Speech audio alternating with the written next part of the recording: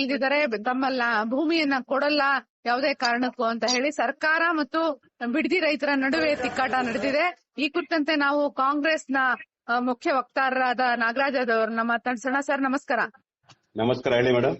Sir, ಇವಾಗ ಸರ್ಕಾರ ಹೇಳಿತ್ತು, ಈಗ ಹರಿಪ್ರಸಾದ್ ಅವರು ಹೇಳಿದ್ರು, ಎಲ್ಲ ಕೆಲವು ಮುಖ್ಯ ನಾಯಕರು ಹೇಳಿದ್ರು, ರೈತರ ವಿರೋಧವಾಗಿ ಅವ್ರನ್ನ ಬಲವಂತವಾಗಿ ಏನು ತಗೊಳ್ಳಲ್ಲ ಅಂತ. ಆದ್ರೆ ಇವತ್ತು ಅಧಿಕಾರಿಗಳು ರೈತರು ಒಪ್ಪಿಗೆ ಇಲ್ಲದೆ ಹೇಗೆ ಅಲ್ಲಿ ಅವರ ಭೂಮಿಗೆ ಅಳತೆ ಮಾಡ್ಲಿಕ್ಕೆ ಹೋಗಿದ್ರು. ಮತ್ತೆ ರೈತರು ಇವತ್ತು ಎಲ್ಲ ಒಂದ್ ರೀತಿ ಒಂದು ಹಿಂಸಾತ್ಮಕ ಹೋರಾಟಕ್ಕೆ ಇಳಿದಿದ್ದಾರೆ. ತಾವು ಇದ್ರ ಬಗ್ಗೆ ಮೊದಲ ರಿಯಾಕ್ಷನ್ ಏನು ಸರ್? ಮೊದಲ ರಿಯಾಕ್ಷನ್ ಹೇಳ್ಬೇಕು ಅನ್ನೋದಾದ್ರೆ, ನಾವು ಈ ದೇಶದಲ್ಲಿ ಅಧಿಕಾರ ನಡೆಸ್ತಕ್ಕಂಥವ್ರು ಮತ್ತು ಪ್ರಜೆಗಳಿರ್ಬೋದು, ಆಡಳಿತ ಇರ್ಬೋದು, ವಿರೋಧ ಪಕ್ಷರು ಎಲ್ಲವೂ ಕೂಡ ಸಂವಿಧಾನದ ಆಶಯಗಳನ್ನು ನಡ್ಕೋಬೇಕು.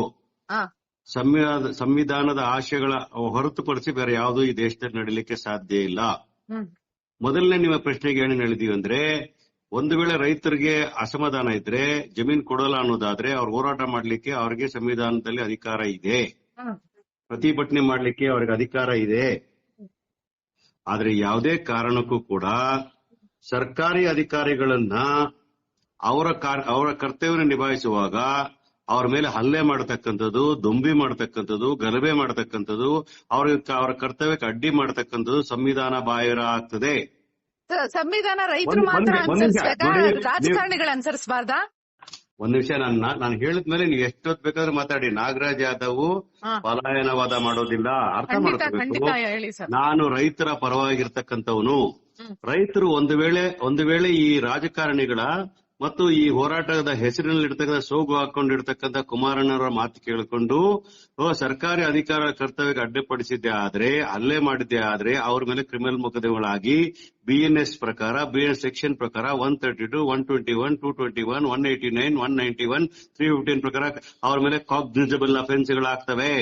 ಇದಕ್ಕೆ ಕಾರಣಕರ್ತರು ಯಾರು ಅಂತ ನೀವು ಗಾಂಧಿ ಹುಟ್ಟಿದ ನಾಡಿದು. ಗಾಂಧೀಜಿಯವರು ಈ ತರ ಯಾವ ಬೆದರಿಕೆಗೋ ರೈತರು ಹೆದರಬಾರದು ಅಂತ ಹೇಳಿದಾರೆ. ಯಾವುದೇ ರಾಜ ಆಗ್ಲಿ ಅವನು ಪ್ರಜೆಗಳ ಹಿತವನ್ನ ಚಿಂತನೆ ಮಾಡ್ಲಿಲ್ಲ, ಅವನ ರಾಜ ಅಂತ ಒಪ್ಕೋಬೇಡಿ ಅಂತ ಹೇಳಿದಾರೆ ಗಾಂಧೀಜಿ. ಒಪ್ಕೋಬೇಡಿ. ಗಾಂಧೀಜಿಗೆ ಗೌರವ ಕೊಡಿ, ಸಂವಿಧಾನಕ್ಕೆ ಗೌರವ ಕೊಡಿ. ವಿಚಾರ ಬಂದಿರತಕ್ಕಂಥದ್ದು ಮಹಾತ್ಮ ಗಾಂಧಿಯವರು ದೇಶಕ್ಕೆ ಸ್ವಾತಂತ್ರ್ಯ ತಂದು ಕೊಡಬೇಕಾದ್ರೆ ಬ್ರಿಟಿಷರ ಮೇಲೆ ಗುಂಡಿಟ್ಟು ಬ್ರಿಟಿಷರ ಮೇಲೆ ಶಾಂತಿಯುತವಾಗಿ ಪ್ರೊಟೆಸ್ಟ್ ಮಾಡಿದ್ರು. ಪರ್ಕೆಯಲ್ಲಿ ಹೊಡೆಯೋದು, ಚಪ್ಪಲಿಯಲ್ಲಿ ಹೊಡೆಯೋದು. ಮೇಡಮ್, ನೀವು ಬೇರೆಯವ್ರ ಮಾತಾಡಕ್ ಹೋಗ್ಬೇಡಿ. ನಾನು ಮಾತಾಡೋ ಟೈಮ್ ಕೊಟ್ರೆ ನಾನು ಮಾತಾಡ್ತೀನಿ, ಇಲ್ಲ ಬಾಲಕೃಷ್ಣ ಅವ್ರ ಹೆಸರು ಮೇಡಮ್, ನಿಮ್ಗೊಂದು ಔದಾರ್ಯ ಇರಬೇಕು. I am not any other person. ನೀವು ಕೇಳಿದ ಪ್ರಶ್ನೆಗೆ ನಾನು ಉತ್ತರ ಕೊಟ್ಮೇಲೆ ಕೇಳಿ. ಮೇಡಮ್, ಕಂಟ್ರೋಲ್ ಮಾತಾಡಬೇಡಿ, ದಯವಿಟ್ಟು ಕಂಟ್ರೋಲ್ ಮಾತಾಡಬೇಡಿ. ಮಹಾತ್ಮ ಗಾಂಧಿ ಅವ್ರ ಬಗ್ಗೆ ಮಾತಾಡಿದ್ಮೇಲೆ ಅದನ್ನ ಕೇಳ್ಕೊಳ್ತಾ ಔದಾರ್ಯ ಇರಬೇಕು. ನಾನು ಹೇಳ್ತಕ್ಕಂಥ ಏನಂತಂದ್ರೆ, ಮಹಾತ್ಮ ಗಾಂಧಿಯವರು ನಮ್ಗೆ ಆದರ್ಶ. ಹೌದು, ನೀವ್ ಹೇಳಿದ ಮಾತ್ರ ನಾನು ಕೇಳಿದ್ದೇನೆ. ಹೌದು, ಅವರು ಶಾಂತಿಯುತವಾಗಿ ಯಾವ ರೀತಿ ಪ್ರೊಟೆಸ್ಟ್ ಮಾಡೋದು ಆ ರೀತಿ ಪ್ರೊಟೆಸ್ಟ್ ಮಾಡಿದ್ದೆ ನಂದು ಅಭ್ಯಂತರ ಇಲ್ಲ. ಅಧಿಕಾರಿಗಳನ್ನ ನೀವು ಚಪ್ಪಲಿಯಲ್ಲಿ ಹೊಡೆಯೋದು, ಪರ್ಕೆಯಲ್ಲಿ ಹೊಡೆಯೋದು, ಕಲ್ಲಲ್ಲಿ ಹೊಡೆಯೋದು, ಇಟ್ಕೆ ಕಲ್ಲು ಹೊಡೆಯೋದು ಗಾಂಧೀಜಿ ಹೇಳ್ಕೊಟ್ಟಿಲ್ಲ. ಗಾಂಧೀಜಿಗೆ ಅಪಮಾನ ಮಾಡಬೇಡಿ. ಈಗ ಒಂದು ಪ್ರಶ್ನೆ ಇನ್ನ ಇದೆ, ಕೇಳ್ಕೊಳ್ಳಿ. ಇವತ್ತು ಯಾವ ಜಮೀನಿಗೆ ಕನ್ಸೆಂಟ್ ಕೊಟ್ಟಿದ್ದಾರೆ ಅವರು ಸರ್ವೆ ಮಾಡಕ್ ಹೋಗಿರ್ತಕ್ಕಂಥದ್ದು ವಿಷಯ ಅರ್ಥ ಮಾಡ್ಕೋಬೇಕು. ಈ ಜಮೀನಿಗೆ ನಾವು ಸರ್ವೆ ಮಾಡಿರ್ತಕ್ಕಂಥವ್ರು ಯಾವ ಹಳ್ಳಿ ಬಗ್ಗೆ ಮಾತಾಡ್ತಾ ಇದಾರೆ ಅವರು? ಇವತ್ತು ಸರ್ವೆ ಮಾಡಿದ್ದು ಹೋಗದಂತ ಹಳ್ಳಿ ಯಾವ್ದು ಅಂತಂದ್ರೆ ಮಂಡನಹಳ್ಳಿ. ಇಂಟರ್ವ್ಯೂ ನಮ್ಮ ಹತ್ರ ಇದೆ, ಇವತ್ತು ಹಾಕ್ತೀವಿ, ನೀವು ನೋಡಿ. ನೀವ್ ಏನ್ ಬೇಕಾದ್ರೆ ನೋಡಿ ಮೇಡಮ್, ನಾನು ಹೇಳದ್ಮೇಲೆ ದಯವಿಟ್ಟು ಮಾತಾಡಿ. ಇಂಟರ್ವ್ಯೂ ನಮ್ಮ ಹತ್ರ ಇದೆ. ನೀವು ನಿಮ್ ಇಂಟರ್ವ್ಯೂ ಕಾನೂನಿನ ದಾಖಲೆ ಅಲ್ಲ. ನಾನು ಸರ್ಕಾರದ ಅಧಿಕೃತ ವಕ್ತಾರ ಹೇಳೋದನ್ನ ದಯವಿಟ್ಟು ಕೇಳಿ. ಪ್ರಜೆಗಳಿಗೋಸ್ಕರನ ಅಥವಾ ರಾಜಕಾರಣಿಗಳಿಗೋಸ್ಕರನ? ಸ್ವಲ್ಪ ಕೇಳ್ಕೊಳ್ರಿ ಮೇಡಮ್, ಇಲ್ಲಾಂದ್ರೆ ಡೋಂಟ್ ವೇಸ್ಟ್ ಮೈ ಟೈಮ್.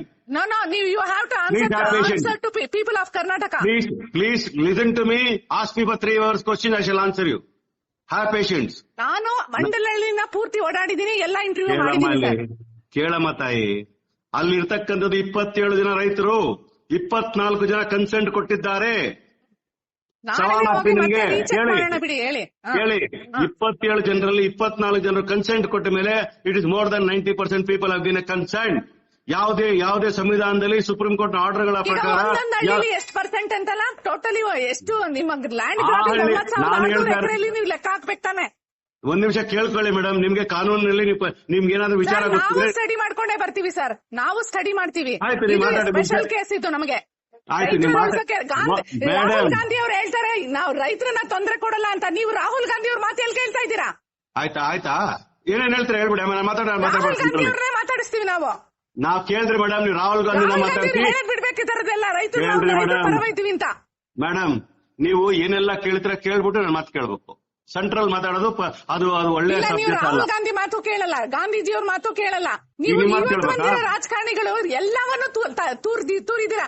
ನೀವು ಸಿದ್ದರಾಮಯ್ಯ ಅವರು ಮತ್ತೆ ಡಿ ಕೆ ಶಿವಕುಮಾರ್ ಅವರು ಬರ್ಕೊಟ್ರಲ್ಲ, ರೈತರ ವಿರೋಧವಾದ ಕಾನೂನು ತೆಗಿತೀವಿ ಅಂತ ಯಾಕೆ ತೆಗ್ದಿಲ್ಲ ನೀವು ಇದುವರೆಗೂ? ಏನೇನ್ ಹೇಳ್ತಾರೆ ಹೇಳ್ಬಿಡಿ, ಅವೆಲ್ಲ ಉತ್ತರ ಕೊಡ್ತೀರಿ ಆಯ್ತಾ? ಇದುವರೆಗೂ ಯಾಕೆ ತೆಗ್ದಿಲ್ಲ ಹೇಳಿ ಆ ಕಾನೂನು? ಆಯ್ತೇನ್ರಿ ನಿಮ್ದು? ಎಲ್ಲದಕ್ಕೂ ಉತ್ತರ ಕೊಡೋ ಇದಕ್ಕೆ ಮಾತ್ರ ಅಲ್ಲ. Correct questions. Let me answer the correct answer. Please have patience to listen. You don't have patience, don't waste my time. ನಾನು ಫೋರ್ತ್ ಎಸ್ಟೇಟ್ ಇದೀನಿ. ನಾನು ಹೇಳ್ತಾ ಇದ್ದೀನಿ ಕೇಳ್ರಿ ಮೇಡಮ್, ನಿಮ್ಗೆ ಪ್ರಶ್ನೆ ಕೇಳಲಿಕ್ಕೆ ಅಧಿಕಾರ ಇದ್ರೆ ಆನ್ಸರ್ ಮಾಡ್ಲಿಕ್ಕೆ ಕಾಂಗ್ರೆಸ್ ಸದೃಢ ಆಗಿದ್ದಾರೆ. ಕೇಳುವ ಪೇಷನ್ಸ್ ಇರಬೇಕು. ನಿಮ್ಮಂತರ ಪ್ರಚಾರಕರ ಪ್ರಶ್ನೆ ಕೇಳ್ಬೇಡಿ ರೈತರಿಗೆ. ನೋಡಿ ಕಲೀರಿ, ಉತ್ತರ ಹೇಳ್ತಾರೆ. ಮೇಡಮ್ ನೀವು ಮಾಧ್ಯಮದವರಾಗಿ ನೀವು ಗೌರವದಿಂದ ನಡ್ಕೊಳ್ಳಿ. ಒಬ್ಬ ಮಾತು ಕೊಡಬೇಕು, ಒಬ್ಬ ಶಾಸಕ ಮಾತಾಡ್ತಾ ಇರಬೇಕಾದ್ರೆ ಕೇಳುವಂತ ಸೌಜನ್ಯ ಇಟ್ಕೋಬೇಕು. ನೀವು ಕೇಳುವ ಸೌಜನ್ಯ ಇಲ್ಲ ಅಂದ್ರೆ ನಾನು ಯಾಕೆ ಪ್ರಶ್ನೆ ಮಾಡ್ತೀರಿ? ನೀವೇ ಮಾತಾಡ್ಕೊಂಡು ಇಟ್ಕೊಳ್ಳಿ ನಿಮ್ ಚಾನಲ್ ಇಟ್ಕೊಂಡು. ನಾನು ಮಾತನ್ನ ಕೇಳ್ರಿ ಮೇಡಮ್ ಸ್ವಲ್ಪ. ನೀವು ಇಟ್ಟಿರೋ ಆಳಲ್ಲ ನಾನು. ನಾವ್ ಹೇಳೋ ಮಾತನ್ನ ಕೇಳಿ ಸ್ವಲ್ಪ. ನಾನ್ ಹೇಳ್ತಾ ಇದೀನಿ ಕೇಳಿ. ನಾವು ಕನ್ಸೆಂಟ್ ತಗೊಂಡು ಮಾಡ್ತೀವಿ, ಕನ್ಸೆಂಟ್ ಇಲ್ದಿರ ಯಾವ್ದು ಮಾಡೋದಿಲ್ಲ. 2000 ಮೇಡಮ್ ದಯವಿಟ್ಟು ಲೆಕ್ಕ ತಪ್ಪಿಸ್ಬೇಡಿ. ಇದನ್ನೆಲ್ಲ ನಾವು ರಾಹುಲ್ ಗಾಂಧಿ ಅವ್ರು ಟ್ಯಾಗ್ ಮಾಡ್ತೀವಿ. ನೀವು ಮಾತಾಡಿರೋದೆಲ್ಲ ನೀವು ದಯವಿಟ್ಟು ಟ್ಯಾಗ್ ಮಾಡ್ರಿ ಡ್ರೈವ್. ಲೆಕ್ಕ ತಪ್ಪಿಸ್ಬೇಡಿ. ಇದು ಟ್ರಾನ್ಸ್ಪರೆಂಟ್ ಆಗಿರ್ಬೇಕು ಮಾತಲ್ಲ. ನಾನು ನಿಮ್ಗೆ ಹೇಳ್ತಾ ಇದ್ದೀನಿ, ಅತ್ಯಂತ ಗೌರವದಿಂದ ಹೇಳ್ತಾ ಇದ್ದೀನಿ, ನನ್ನ ಮಾತಾಡ್ಲಿಕ್ಕೆ ಬಿಡಬೇಕು. ನಿಮ್ಮ ಅಜೆಂಡಾ ಒಪ್ಕೊಳ್ಳಿಕ್ಕೆ ನೋಡ್ರಿ, ನಾನು ನಿಮ್ಮ ಅಜೆಂಡಾ ಒಪ್ಕೊಳ್ಳಿಕ್ಕೆ ಕೂತಿಲ್ಲ. ರಾಜ್ಯ ಸರ್ಕಾರ ಅಂತ ಕೇಳ್ರಿ. ನಿಮ್ ಮಾತಾಡಕ್ಕೆ ಐ ವಿಲ್ ಡಿಸ್ಕನೆಕ್ಟ್ ನಾವು. ಯಾವನು ಕಾನೂನ ಕೈ ತಗೊಳ್ಳಿ ಯಾರು ಹೇಳ್ಕೊಟ್ಟಿದ್ದೀನಿ? ನೀವು ಭಾರತದ ರಾಜಕಾರಣ ಕಲ್ಲೊಡೆ ಸರಿನೇನ್ರಿ? ಪರ್ಕೆಲ್ ಹೊಡೆ ಸರಿನೇನ್ರಿ? ನೀವೇ ಪ್ರಚೋದನೆ ಮಾಡ್ತಾ ಇದ್ದೀರಾ. ನಿಮ್ಮೆಲ್ಲ ಕೇಸ್ ಆಗ್ಬೇಕೀಗ. ಒಂದು ಹಳ್ಳಿಗೆ ಹೆಂಗೆ ನೀವು ಪರ್ಸೆಂಟೇಜ್ ಲೆಕ್ಕ ಮಾಡ್ತೀರಾ? ಒಂದು ಹಳ್ಳಿಗೆ ಮಾತು ಮುಗಿಸೋರು ತಾಳ್ಮೆಯಿಂದ ಕೇಳ್ಕೊಳ್ಳಿ. ಡಿ ಕೆ ಶಿವಕುಮಾರ್ ಮನೆ ಆಸ್ತಿ ಅಲ್ಲ. ಕೇಳ್ಕೊಳ್ಳಿ. 9 ವಿಲೇಜ್ಗಳ ಲೆಕ್ಕ ಕೊಡ್ತೀನಿ, ಕೇಳ್ಕೊಳ್ಳಿ ತಾಳ್ಮೆಯಿಂದಾಗಿ. ಸೆಂಟ್ರಲ್ ಮಾತಾಡಕ್ ಹೋಗ್ಬೇಡಿ. ಅರ್ಥ ಆಯ್ತೇನು? ಹಂಗಿದ್ರೆ ನನ್ನ ಹತ್ರ ಮಾತಾಡಕ್ ಹೋಗ್ಬೇಡಿ. ನಾನು ಸರ್ಕಾರದಲ್ಲಿ ಇರ್ತಕ್ಕಂಥವ್ರು, ನನ್ನ ಹತ್ರ ಮಾಹಿತಿ ಇರ್ತದೆ. ನಿಮ್ಗೆ ಬೇಕಾದ್ರೆ ಕೇಳ್ತೀರಾ, ತಾಳ್ಮೆ ಇದ್ದರೆ ಮಾತಾಡಿ. ನಿಮ್ಗೆ ಮಾತಾಡಕ್ ಆಗಲ್ಲ ದಯವಿಟ್ಟು ಬೇರೆ ಮಾತಾಡಿ. ಲೆಕ್ಕ ಇದೆ.